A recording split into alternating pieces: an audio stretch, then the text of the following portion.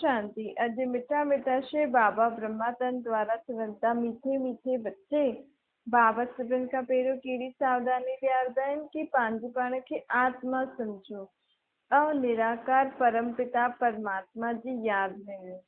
बाप आहे almighty authority न, सर्वशक्तिवान बाप आहे।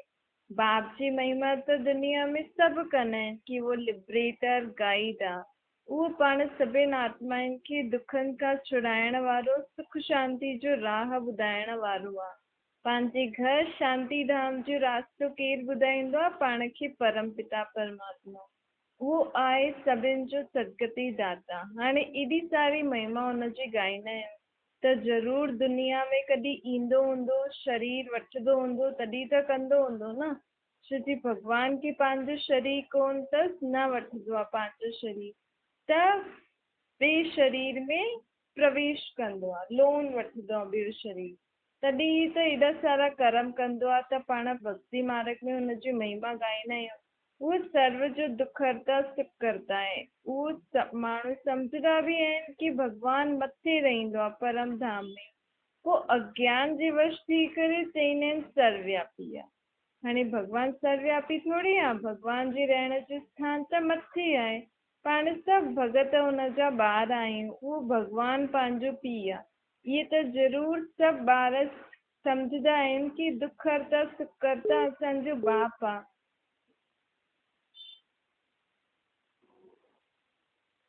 उहो कॾहिं बि असांखे दुख न ॾेई सघंदो आहे। त बाबा चवंदा आहिनि मां त सुखनि जो सागर आहे न, त तव्हां मुंहिंजा ॿार बि सुख स्वरूप आहियो। मुंहिंजो नाम भॻत ॻाईंदा आहिनि, भॻत वत्सलम। इहे नाम कोई गुरू गोसाई खे न ॾेई सघंदा आहिनि, छो जी उहो ई सुखदाता आहे न, सुख करण वारो। हाणे ॿार या भॻत त दुनिया में ॾाढा आहिनि, हुननि ते सभिनि ते रहम करण वारो मां हिकु बाप आहियां। सॼी दुनिया खे हिकु बाप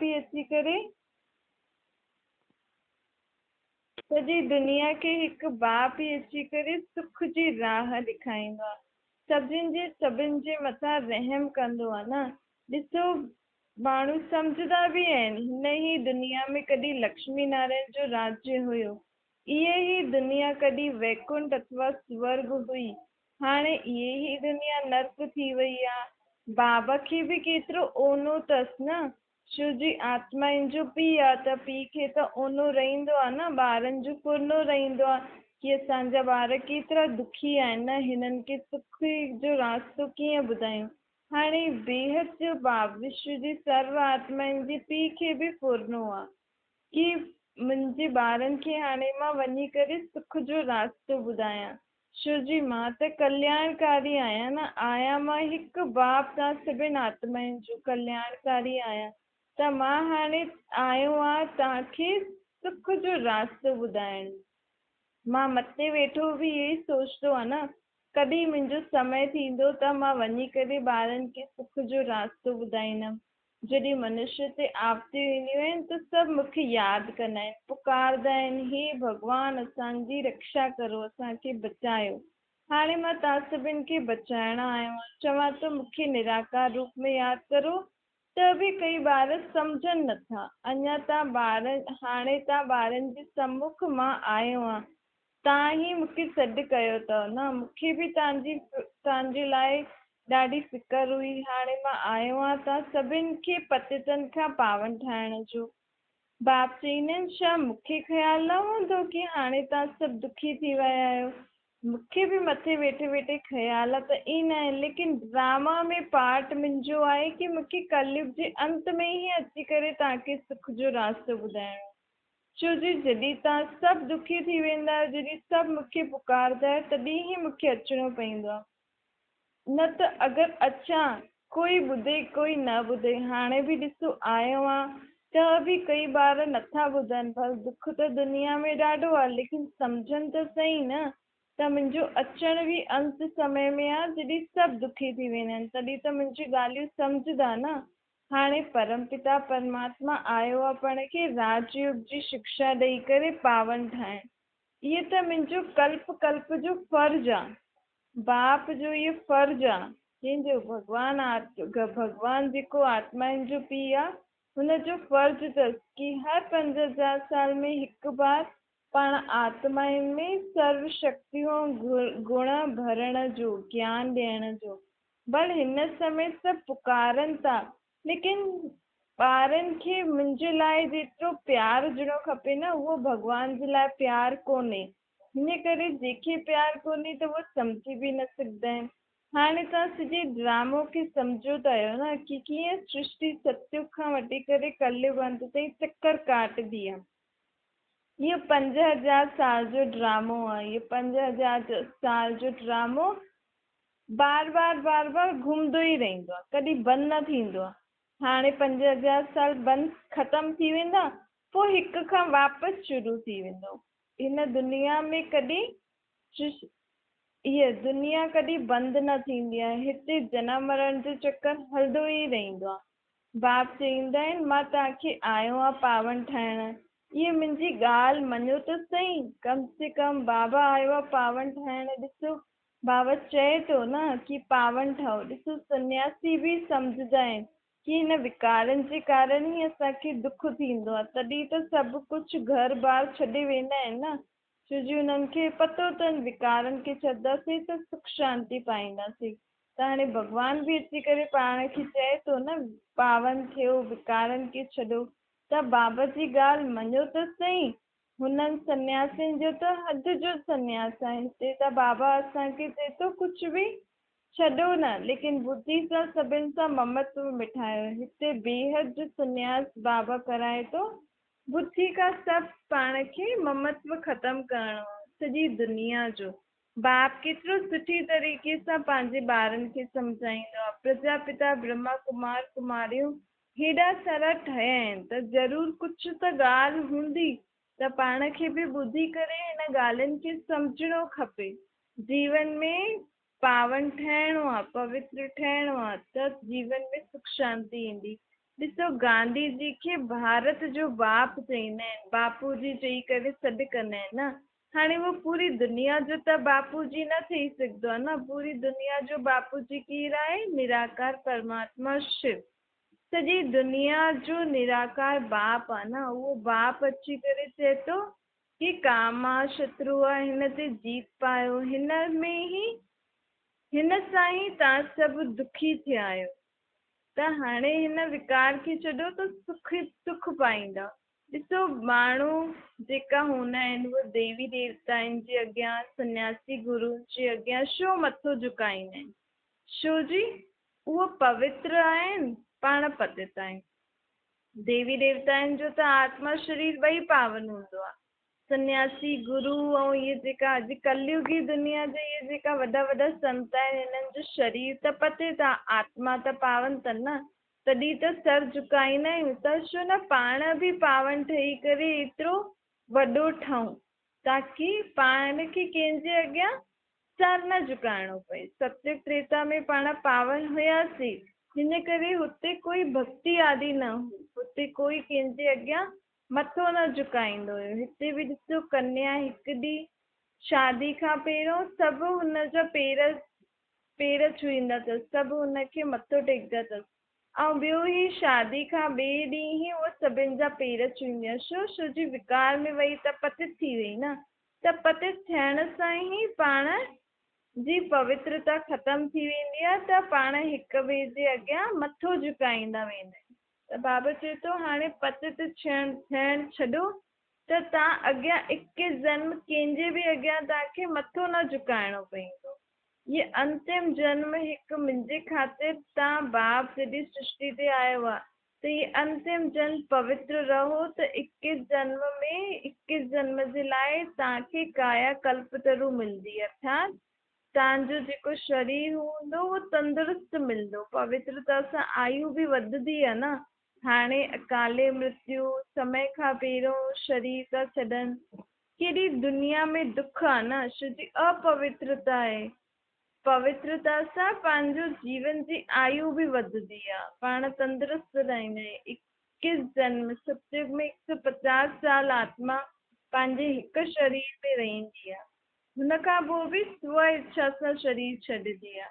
ॾिसो बाबा केॾी गहरी गहरी केॾी मूल ॻाल्हि थो ॿुधाए न, पंहिंजे दुखनि जे कारण पाण जेका रोगी बीमारी ठही विया आहियूं हिन जो कारण बाबा चए थो तव्हां सभु पते थी आहियो। हाणे पावन ठहो त सुख शांति बि थी वेंदा ऐं तव्हांजो शरीर बि तंदुरुस्त रहंदो। आत्मा शरीर ॿई तंदुरुस्त त जीवन में सुख शांति अची वेंदी। पतित पावन बाप हिन अविनाशी खंड भारत भूमि ते ई ईंदो आहे। बाक़ी के खंड में भगवान न ईंदो आहे। दुनिया में केॾा सारा देश आहिनि, सभु भगवान खे यादि था करनि, लेकिन भगवान कहिड़ी धरती ते ईंदो आहे? हिन भारत जी धरती ते ई ईंदो आहे। इहो ई अविनाशी खंड आहे, अर्थात इहा भूमि कॾहिं बि विनाश खे न पाईंदी। बाक़ी सभु देश आदि पाणी में हली वेंदा, ख़तम थी वेंदा। पोइ वापसि खां द्वापर युग खां हुननि खे पाण हुननि देशनि खे ठाहींदा आहियूं। लेकिन भारत देश जेको आहे इहे कॾहिं बि ख़तम न थींदो आहे। इहे जॾहिं स्वर्ग जी दुनिया ईंदी, जॾहिं कलयुग ख़तम थी वेंदो, स्वर्ग जी दुनिया बि पहिरियों पहिरियों भारत भूमि ते ई हूंदी। हिन करे परमात्मा बि हिन ई भूमि ते अवतरित थींदो आहे। इहा भगवान जो अवतरण भूमि आहे न।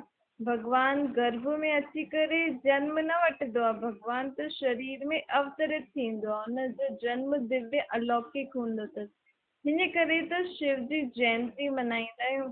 शिव जयंती ॾींहुं शिवलिंग जी पूजा कंदा आहियूं। हाणे जन्म आहे लेकिन शिवलिंग जी पूजा अर्थात भगवान कोई पत्थर जे रूप में न ईंदो आहे। भगवान जो रूप निराकार आहे। निराकार ब्रह्मा जे शरीर में हिन ॾींहुं ईंदो आहे। हिन करे हुनजो यादगार शिव जयंती मल्हाईंदा आहियूं। निराकार शिव परमात्मा हिन सृष्टि ते अची करे हिन सृष्टि खे नर्क का स्वर्ग ठाहींदो आहे। ॾिसो बाक़ी सभु देवी देवताउनि जो शरीर आहिनि, हिकु परमात्मा जो ई ख़ुदि जो शरीर रूपी चित्र कोन अथसि।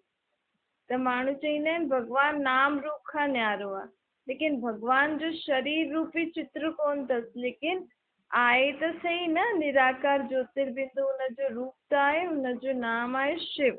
जॾहिं एॾो वॾो कमु कंदो आहे भगवान खे माण्हू सभु यादि कंदा आहिनि त ज़रूरु हुनजो नाम रूप त हूंदो न, परंतु शारीरिक कोन अथसि। हुनजी आत्मा जो रूप निराकार ऐं नाम शिव अथसि। ऊचे ते ऊचो उहो हिकु भगवान ई आहे।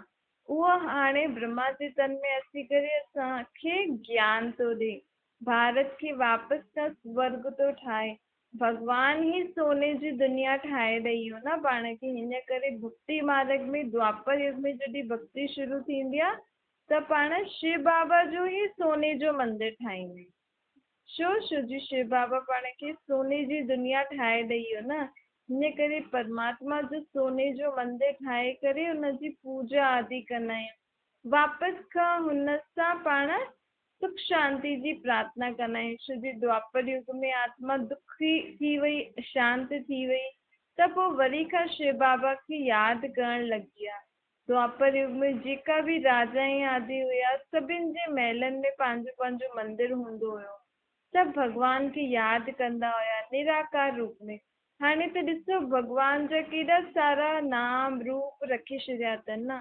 आहे उहो निराकार ज्योतिर्बिंदु, लेकिन दुनिया में त कई प्रकार जा हुनजा रूप नाम ठाहे करे कण कण में चई छॾींदा आहिनि, कच्छ अवतार चई छॾींदा आहिनि। हिन करे त दुनिया में पाप वधियो आहे।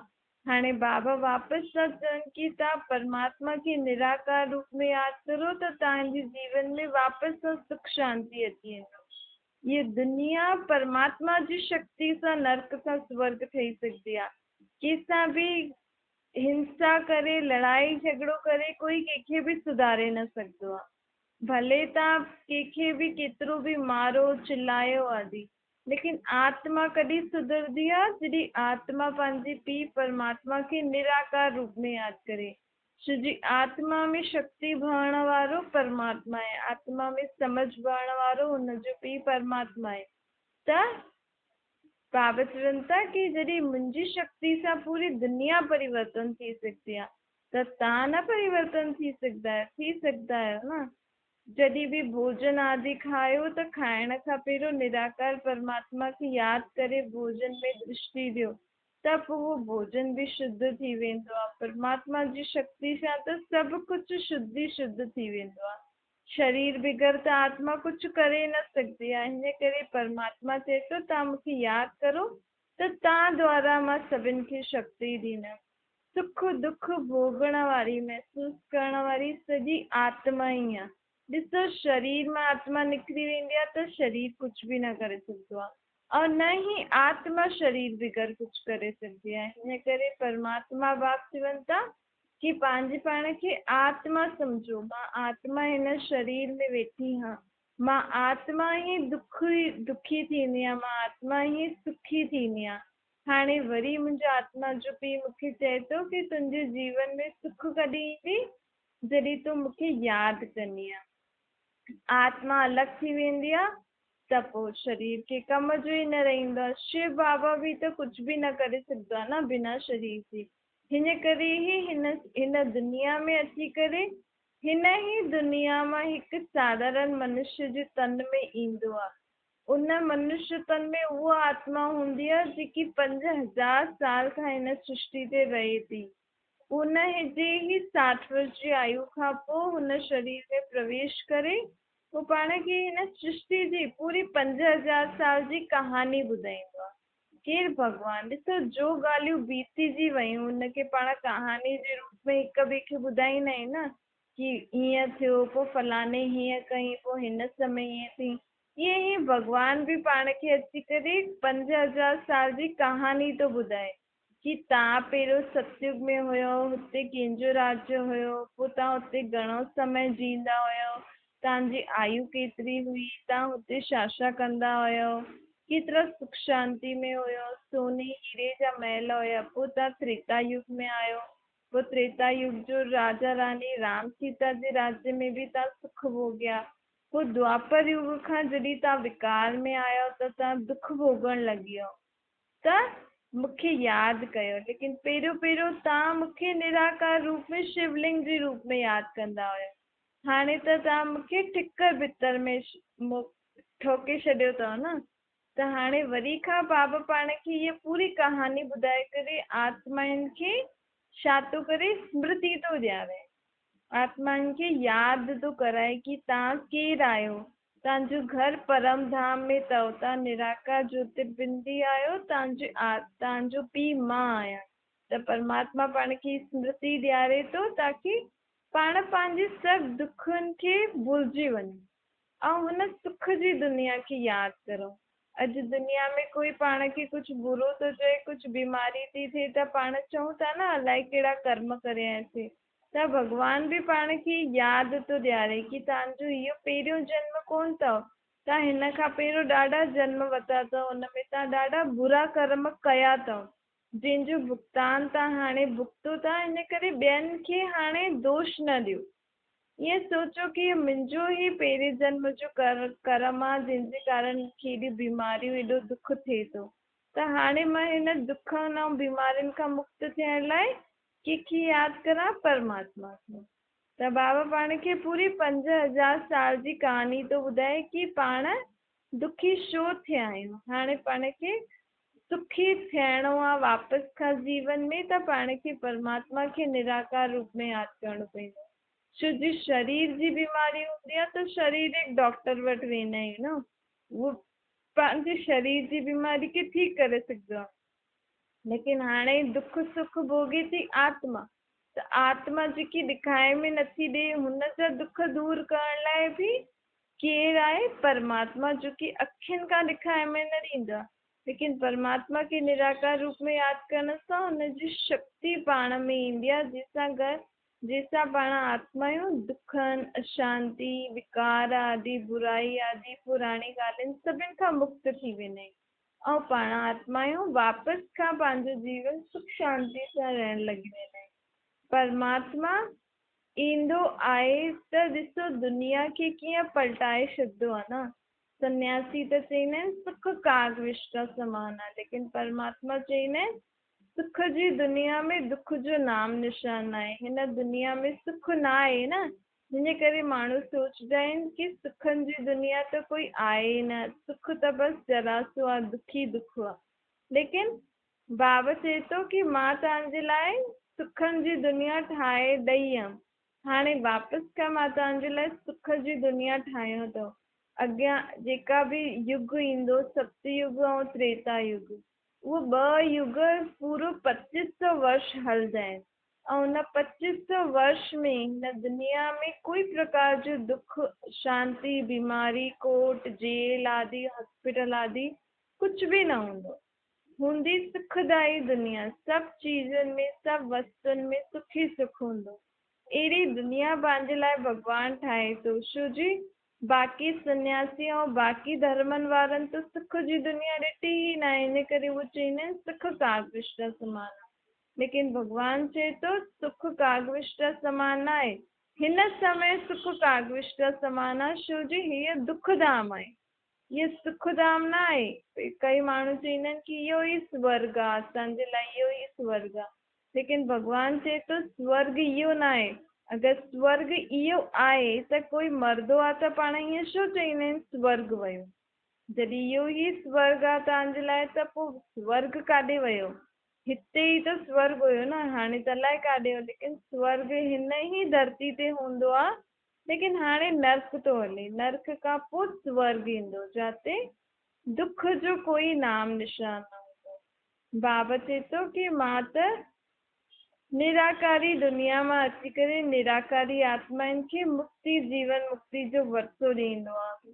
उहो वरते जे लाइ ई मां तव्हांखे ज्ञान ऐं राजयोग जी अभ्यास कराईंदो आहे। पोइ जेको बि जेतिरो जेतिरो हिन अभ्यास खे कंदो आहे, ओतिरो हुनखे वरतो मिलंदो रहंदो आहे। जेका सियाना समझदार ॿार हूंदा आहिनि, उहो बाप जी मत ते पूरो पूरो हलंदा आहिनि। ऐं जेका बाप जी मत ते पूरो पूरो हलंदा आहिनि त उहो माउ बाप जी दिलि ते चढ़ी वेंदा आहिनि न। माउ बाप हुननि खे ॾाढो कुझु संपत्ति आदि सभु कुझु ॾींदो अथनि। त उहो ई परमात्मा जी मत ते जीअं जेतिरो जेतिरो पाण हलंदासीं, ओतिरो पंहिंजी आत्मा खे सतयुगी नई दुनिया जे लाइ वरतो मिलंदो। सभु पंहिंजा विक्रम आदि विनाश थी वेंदा। हिन में कोई नुक़सान थोरी आहे। जॾहिं भॻवानु चए थो मूंखे निराकार रूप में यादि करो त तव्हांजा विक्रम विनाश थी वेंदव, दैवी गुणनि जी धारणा थी वेंदा, सतयुगी नई दुनिया जे लाइ वरतो मिली वेंदो। त हिन में कोई घाटो बि न आहे। और न ई भॻवानु पाण खां कोई पैसा थो वठे। भॻवानु त बसि एतिरो ई थो चए न, मूंखे पंहिंजो साथी ठाहियो, अर्थात उठंदे वेहींदे खाईंदे पीअंदे मूंसां गॾु रहो। बसि एतिरो ई तो चए थो। एतिरो सहज उपाय में बि ॿार करे न सघंदा आहिनि। छो जी भॻवान खे पंहिंजो शरीर कोन अथसि न। माण्हुनि खे अॼुकल्ह शरीर मूर्ति साम्हूं हुजे त यादि करे सघंदा आहियूं, न त न करे सघंदा आहियूं। त बाबा चए थो मूर्ति जी त कोई ज़रूरत न आहे। आत्मा जो बि परमात्मा सम्झ में अची वियो त बसि यादि थी वई। हिन में घड़ी घड़ी अभ्यास करण जी छा ज़रूरत आहे? बसि मुंहिंजो पीउ परमात्मा आहे। त पाण खे बाबा चए थो कि रोज़ पंहिंजो खातो चेक करो कि अॼु मां कंहिंखे दुख त न ॾिनो, कोई विक्रम त न कयो, बुरा कर्म त न कया, विकारनि जे वश थी करे कुझु बुरो कर्म त न कयो, कि मुंहिंजे अंदरि अञा कहिड़ा कहिड़ा भूत रहियल आहिनि। बाबा ॿुधाए न, भूत अर्थात विकार। त कहिड़ा कहिड़ा भूत आहिनि, केतिरियूं केतिरियूं खामियूं आहिनि, इहे सभु पंहिंजे अंदरि जांचो ऐं रोज़ राति जो चेक करे पोइ हुनखे परमात्मा जी शक्ति सां ख़तमु करो। परमात्मा जी शक्ति सां ई पाण पंहिंजे अंदरि जी विकारनि रूपी भूतनि खे, रावण खे ख़तमु करे सघंदा आहियूं। तॾहिं ई त पाण सतयुगी नई दुनिया में वञण लाइ लाइक़ु थींदासीं न त हुते त केॾा सर्वगुण संपन्न, 16 कला संपूर्ण निर्विकारी अहिंसक मर्यादा पुरुषोत्तम आत्मायूं हूंदियूं। त पाण अगरि हुन दुनिया में हलूं त हुते बि ईअं ई चिल्लायूं, ॿियनि जे लाइ बुरो भलो चऊं या बुरी ॻाल्हियूं सोचूं त पाण रही सघंदासीं? त वञी ई न सघंदासीं। इन करे रोज़ पंहिंजी जांच करो कि मूं में कहिड़ी कहिड़ी खामी आहे जंहिंजे कारण मां देवी देवता जी दुनिया में न वञी सघंदी आहियां। पंहिंजो उथणु वेहणु खाइणु पीअणु सभु ॾिसणो आहे। बाबा खे मां केतिरो समय यादि कयो, हर कर्म कंदे मां बाबा खे यादि कयो, मुंहिंजे कर्मनि में खाइण पीअण में सुधार आयो आहे, मां लहसुन प्याज त न खाईंदी आहियां न। ईअं पंहिंजे पाण खे जाचो तॾहिं ई त पाण परिवर्तन थींदासीं न त रोज़ ॿुधंदासीं कुझु परिवर्तन न कंदासीं त पोइ फ़ाइदो छा आहे। जॾहिं भॻवान खे पहचाने थो, भॻवान सां मिलो था, भॻवान चए थो मां तव्हांजे लाइ सत्युगी दुनिया ठाहिण आयो आहियां, त हुन दुनिया में हलण लाइ लाइक़ु त ठहो। पंहिंजो ॻाल्हाइण, ॾिसण, खाइण, पीअण, ॿुधण सभु जाचो। अञा ताईं मूंखे फालतू ॻाल्हियूं ॿुधण जी आदत त न आहे। अहिड़ियूं अहिड़ियूं चीजूं मां ॾिसंदी त न आहियां जंहिंसां मुंहिंजे मन में बुरा बुरा वीचार ईंदा आहिनि, फालतू फालतू वीचार ईंदा आहिनि। त अहिड़ी चीजूं ॾिसो ई छो। जेके ॾिसण था तव्हांजे मन में बुरा ख़्याल ऐं बुरी ॻाल्हियूं थी अचनि, गंदा गंदा वीचार था अचनि, त अहिड़ियूं चीजूं ॾिसणी ई न खपनि न, अहिड़ी चीजूं ॿुधणी ई न खपनि। न ई अहिड़ी चीजुनि ते पाण खे वीचार करणो आहे, त उहो पंहिंजी पूरी जांच करणी आहे, तॾहिं ई पाण में परिवर्तन ईंदो। अच्छा, मीठी मीठी सिकी लदे ॿारनि प्रति माता पिता बाप दादा जो यादि प्यार ऐं गुड मॉर्निंग। रूहानी बाप जी पण सभिनि रूहानी ॿारनि खे नमस्ते। पंहिंजी बि रूहानी माता पिता बाप दादा खे यादि प्यार, गुड मॉर्निंग और नमस्ते। वरदान आहे परखने जी शक्ति द्वारा कुसंग व्यर्थ संग सां बचण वारा शक्तिशाली आत्मा ठहूं। पाण शक्तिशाली आत्मा कॾहिं ठहींदासीं? जॾहिं हर हिकु ॻाल्हि खे, हर हिकु व्यक्ति खे, हर हिकु चीज खे पहिरियों परखो कि हिन सां कोई बुरो त न थींदो मुंहिंजो, कोई फालतू ॻाल्हि त न आहे हीअ। त कुसंग ऐं व्यर्थ संग सां बचिणो आहे, चाहे व्यक्ति हुजे, वस्तु हुजे या ॻाल्हियूं हुजनि, हिननि खां पाण खे बचिणो आहे, तॾहिं ई पाण शक्तिशाली आत्मा ठहींदासीं। कई ॿार कुसंग अर्थात बुरे संग सां त बची वेंदा आहिनि, लेकिन व्यर्थ संग सां प्रभावित थी वेंदा आहिनि। छो जी हेॾा वेॾा जी ॻाल्हियूं ॾाढी रमणीक हूंदियूं आहिनि न, ऐं ॿाहिरां जी चीजूं ॾिसण में ॾाढी सुठी लॻंदियूं आहिनि, त उन्हनि खे ॾिसंदा रहंदा आहिनि, उन्हनि खे ॿुधंदा रहंदा आहिनि। पंहिंजे कम जी ॻाल्हि न आहे, लेकिन ॿुधंदा रहंदा आहिनि, ॾिसंदा रहंदा आहिनि। त हिन करे बाबा पाण खे चए थो कि हाणे बुरो संग त तव्हां नथा करो, लेकिन हाणे जेकी पंहिंजे कम जी ॻाल्हियूं न आहिनि न, उन्हनि ॻाल्हियुनि खे, उन चीजुनि खे न ॾिसो, न उन्हनि जे बारे में सोचो, न अहिड़ो कोई कर्म करो, न कोई बोल बोलो, न कोई ॻाल्हि ॿुधो। जॾहिं कम जी न आहे त छो था सोचो, छो था ॿुधो, छो था ॻाल्हायो, छो था करो, छो था ॾिसो, फालतू ई न। हिन खां त पंहिंजे आत्मा जी पीउ खे, परमात्मा खे यादि करे पंहिंजा पिछले जन्मनि जा पाप कर्म धोयो, पंहिंजे अंदरि दैवी गुणनि जी धारणा करो, पंहिंजे अंदरि शक्तियुनि जी धारणा करो। केॾो सारो कमु आहे न पाण खे सॼो ॾींहं में। आत्मा खे पूरो सुधारणो आहे, हुनजे हर संस्कार स्वभाव खे सुधारण जे लाइ केॾो कमु आहे। त सॼो ॾींहुं बि पाण भॻवान खे निराकार रूप में यादि करूं त बि केतिरो समय लॻी वेंदो न हिकु हिकु ॻाल्हि खे परिवर्तन करण में। त हाणे परमात्मा जे संग में रहो त हुनजो रंग लॻंदो, अर्थात हुनजो सर्व गुण शक्तियूं कलायूं मर्यादायूं वग़ैरह सभु कंहिंमें अची वेंदियूं? आत्मा में। हिन सां आत्मा शक्तिशाली थी वेंदी। त हाणे हर हिकु चीज खे परखो, ऐं जेकी कम जी चीज न आहे उनखे छॾो, ऐं बाबा खे यादि कंदा रहो। स्लोगन आहे सदा ही सॼो ॾींहुं हल्केपन जो अनुभव करणो अथव, त छा करो? बालक बि ठहो, मालिक बि ठहो। हिन ॿिन्हिनि ॻाल्हियुनि जो बैलेंस रखो। ॾिसो, पाण अगरि बालक ठही करे सभिनि जी ॻाल्हियूं ॿुधंदासीं न, भई नंढो ॿार छा कंदो, सभिनि जी ॻाल्हियूं ॿुधंदो आहे न, पोइ बालक ठही करे सभिनि जी ॻाल्हियूं ॿुधो, ऐं पोइ मालिक ठही वञो। जंहिं ॻाल्हि में तव्हांखे राय ॾियणी हुजे त हुन समय मालिक थी करे पंहिंजी ॻाल्हि चओ ऐं चुप थी वञो, बसि। तॾहिं ई पाण हल्को रहंदासीं। अच्छा, ओम शांति।